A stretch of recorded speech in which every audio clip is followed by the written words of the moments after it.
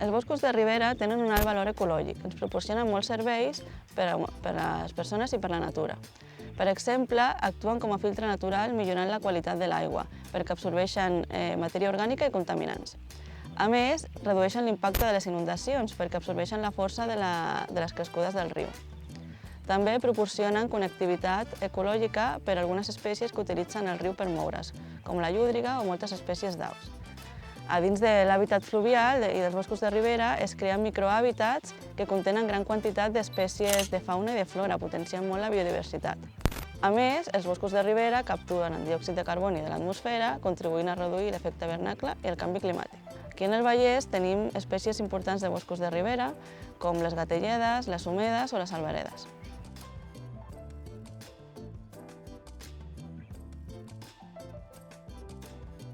Malauradament, el bosc de ribera actualment es troba en un estat molt degradat perquè ha patit grans impactes al llarg dels anys.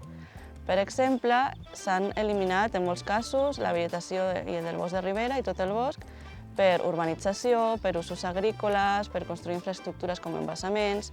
També s'han canalitzat molts rius, s'han modificat la morfologia de la llera per adaptar-la a les activitats humanes. A més, les aigües dels rius han rebut molts contaminants a partir de l'abocament d'aigües residuals i de deixalles que han fet que es degradi molt la qualitat de l'aigua del riu. També, per la sobrefreqüentació, s'han empitjorat molt la qualitat d'aquests espais, aquests ecosistemes.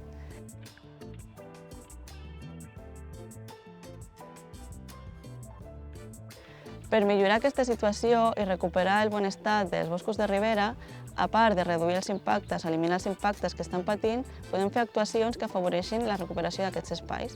Per exemple, a l'Adenc tenim un projecte que es diu Fer reviure el Ripoll, en el que hem adoptat un tram del riu Ripoll al seu pas per Sabadell i estem fent actuacions per recuperar l'espai i el bosc de ribera, eliminant espècies invasores, plantant espècies autòctones i fent actuacions per afavorir la fauna, com crear passes per amfibis o col·locar caixes nius per ocells o ratpenats.